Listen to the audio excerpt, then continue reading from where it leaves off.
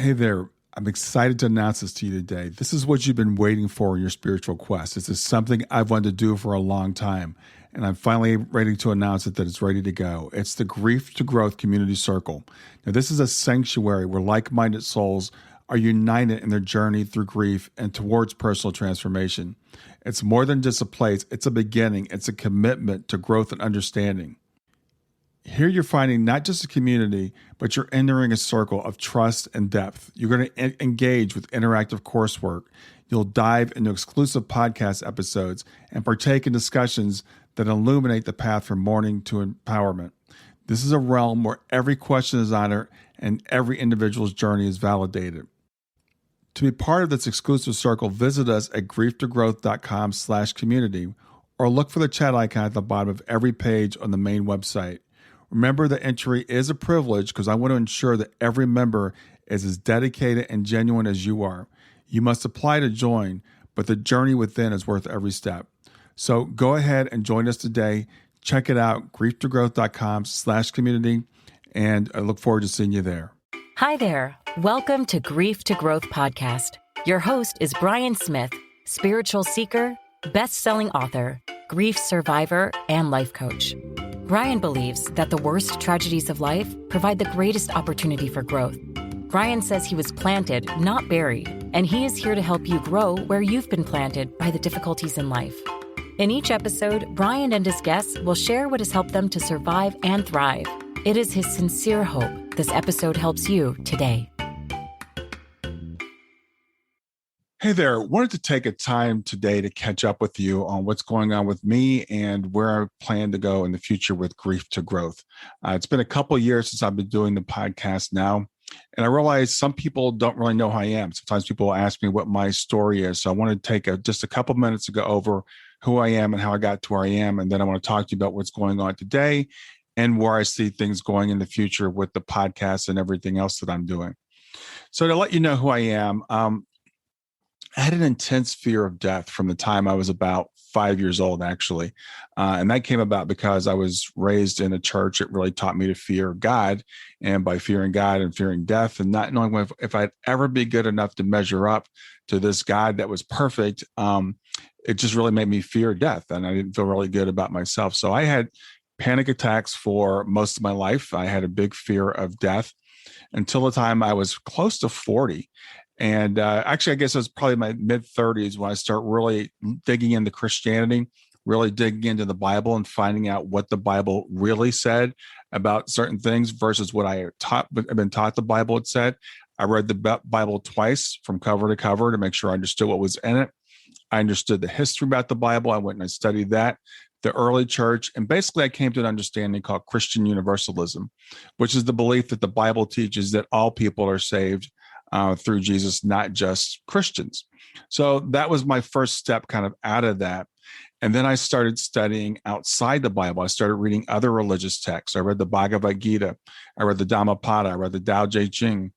I read parts of the Quran. I started reading other, things to find out what did others say about God and our relationship.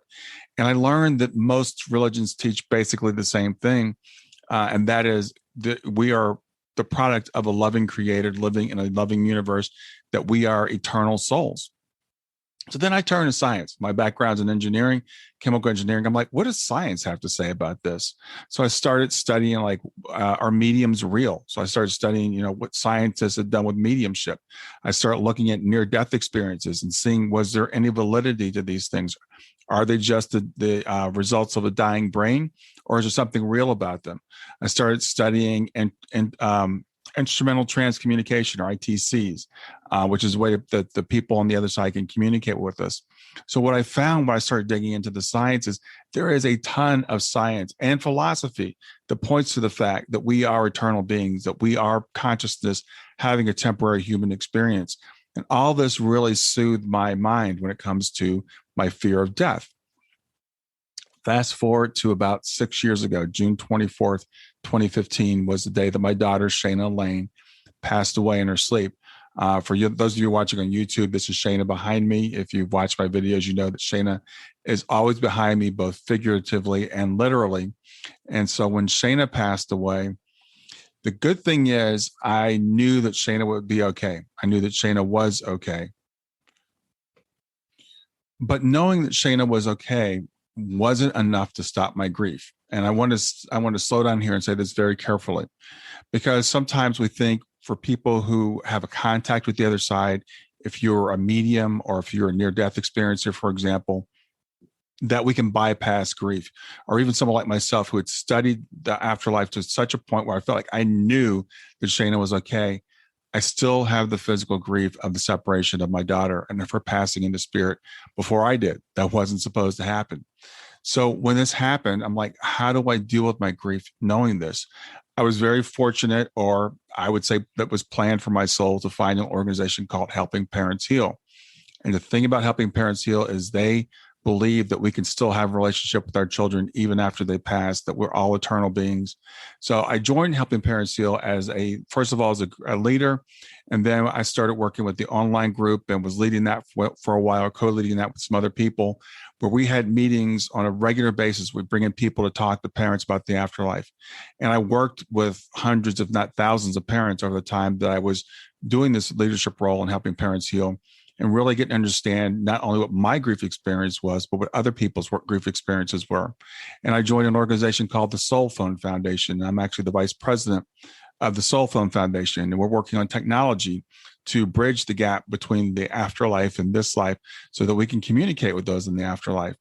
So about 2 years ago, about 4 years after Shayna passed, I decided to write a book about my experiences. And I call that book Grief to Growth, which is a little handbook about what you can expect when you're going through grief and how to deal with it. And I wanted to make it very short and very sweet. I've gotten really great reviews in the book. People have given it as gifts to people who have had loved ones pass. So that's been really a good experience. I started the podcast around that time, and I also started around this time. It was really interesting. A friend of mine sent me a message and said, I found this life coaching course I thought you might want to take. And it was interesting because I had never mentioned life coaching. But I've been kind of a teacher for most of my life. I've always felt drawn to the ministry. My grandfather was a minister. His parents were both ministers. So I've always felt this need to serve people. So I took the life coaching course, and now I call myself a grief guide. I work with people one-on-one who are going through grief to understand, again, what to expect when you're going through grief, what you can do while you're going through grief, and how we can not just overcome, but we can or not just get back to the way we were, but we can actually thrive from going through grief. We can actually, it's interesting. A lot of my clients will say, will I ever be normal again? Will I ever get back to the way I was? And my answer is, I don't think so. It's kind of like a caterpillar asking, once it goes into the cocoon, asking whether it's ever going to be a caterpillar again. No, you'll be something different. You'll be transformed by this experience. And so I work with people to help them to make that transformation, to find out what's inside of them, to get them through what they're going through.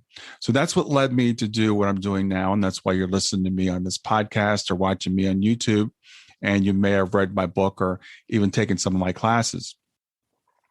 So my plan going forward, what I'd like to do is, if you heard that special episode last week, I'm going to start doing some meditations. So I've worked on a couple of those. I've got about 2 ready, and I've got 1 in the works. I'm going to start selling those meditations. They'll be available on my website very soon. If you're a patron, if you support me on Patreon, I will make most, if not all, of those available to my patrons, included in the price of the patronage. So I want to also give a shout out to my patrons right now. I've got about 19 people who actually support me on a regular basis, on a monthly basis. That's very helpful. You might have noticed I have a new microphone. I just bought this new microphone for my meditations. And so your donations go towards things like that, and also supporting me just so I have the time to do this. Because speaking of time, I do have a full-time business that I run, Treasure Locks, which we've been running, my wife and I, together for 19 years now. And so that's where most of my time and income comes from. My time is spent and my income comes from as I make this transition into coaching and teaching and all the other things that I'm doing. I want to take a pause here. I want to give a shout out to my daughter, Kayla. Kayla graduated on Friday with her master's degree in mental health counseling. That was the reason my interview on Friday ended up getting pushed out. And so because we were doing the graduation ceremony. The timing was great. It's interesting. She graduated on April 30th. The day after was the day we had a little celebration for her. We had some very, very close friends over. And it was May 1st, which is the first day of Mental Health Awareness Month, this month of May. So I'm proud of my daughter for getting her master's. When Shayna passed away 6 years ago, Kayla had just finished her freshman year. And we didn't know how Kayla was going to go back to school, right away. She and Shayna are like twins. They're like so close. And we didn't know how this would impact her. So we said you could take a semester off or even take a year off and just come home and relax, or maybe move closer, because she was like 3 hours away at university. She went right back. She changed her major. She said she wanted to do something that spoke more to her soul. She changed her major to psychology. When she graduated with her degree in psychology, she went directly back. She went to the University of Cincinnati to get her master's in mental health counseling. For the past 2 years, she's worked for an organization called NIAP, the National Youth Advocacy Program, where she works with at-risk youth, kids that are going into foster care, or kids that are at risk of going to foster care, and their families, to help them. So I could not be more proud of what Kayla has done. And actually, I think what she will do going forward, now that she's finally finished 19 straight years of school. 19 from the time she was 5 till the time she was 24. Kayla has been in school, so I give all props to her. So that's kind of where I have been. When we're talking about Mental Health Month, I want to remind you to take some time this month to take a break, to really, just give yourself a pat on the back for what you've accomplished. The past 6 years have been pretty tough for our family, but this past year for everybody has been really tough with COVID. A lot of us are dealing with overwhelm. A lot of us are dealing with loss of jobs. We've gone through that. We're dealing with loss of freedom, not being able to get out and do the things we want to do, loss of our health. I know people that have long-term impacts from COVID, and actually loss of life. Some of us, unfortunately, have lost loved ones due to this pandemic. So what I want to say is I'm proud of you guys for sticking this out, and take this month of May, reflect on where we are, and let's all remember that things are actually getting better. We were able to have friends over on Saturday, and that felt great. It was funny because one of my friends said that we can actually hug people again. And speaking of that, Suzanne Giesman, she channels this group called Sanaya. And on Saturday, I think it was, or Sunday, she posted something from Sanaya saying that this idea of hugging, and I'm paraphrasing, is kind of like a reflection of what's like on the other side when we really connect with someone soul to soul. And that feeling you get when you hug someone, you just don't want to let them go. That's kind of your spirit kind of longing for the way things are on the other side. So ironically, I just posted a video like the day before that I posted on Facebook of a woman in France. She was just standing there. She was barefoot. She had a blindfold on, and she had a sign that said "free hugs." And this was pre-COVID-19. But the way that people are reacting to it, responding to it, is just a beautiful video to watch. It's about 5 minutes long. So I'm going to link to it. But if you want to try to Google it, it's just look up "free hugs" in France or something like that, a video on YouTube. But I'll link to it. But people watching this video actually just break down in tears, because we're all longing for that interaction again. We're all, I think we appreciate even more the human interaction that we're missing. And unfortunately, during this time, we've had this phrase we call social distancing, which I think is an unfortunate phrase. It should have been physical distancing. We need to stay physically apart, but socially, we need to be together. We are interdependent creatures. We are not designed to live alone. And I think a lot of us are feeling very lonely right now. So I want to give a acknowledgement to you. If you're feeling that way, this is a month for us to acknowledge it. We should acknowledge it every month, but especially this month. So especially this month, take care of yourself. So just really quickly in closing out, I want to tell you what's coming up with me. There's some exciting things coming up. As I said, I'm working on the meditations, so look for those. I'm collaborating with someone on a book that might get done someday. I'm so busy right now, I don't know. I'm working on a course that I'm going to hope to release pretty soon. My Overcoming Racism course is coming up again. I'm going to be teaching that. I will be speaking at the IANS conference this year. It's going to be online. I believe that's in September. So I'll be speaking at the IANS conference this year, and I'll also be leading a panel. Last year, I was on a panel. This year, I'll be leading a panel, and I'll be actually a featured speaker at the IANS conference. I will also be speaking at Dr. Terry Daniels' Afterlife Conference, and that's going to be in June. So Look up the IANS conference, look up the Afterlife conference. You'll hear more about them from me as those dates get closer. But those are some of the other things that I'm going to be doing, hopefully. So I'm staying really busy. I really appreciate your support. I want to say thank you so much for your feedback. I love to hear from you. So please, if you have anything to say, whether it's good or bad, I love to hear from you. Please continue. I'm going to say thank you for those who have supported me financially. And if you can, then it's great. If you can't, that's okay too. But what you can do is share.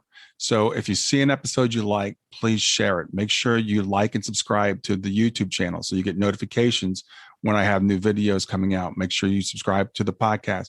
But sharing is really important to help get the word out and so that I can hopefully reach more people with the work that I'm doing. So thanks very much for your indulgence of this little special episode and have a great day. Namaste. Thanks for listening to Grief to Growth. Brian hopes that you find this episode helpful and will come back for future episodes.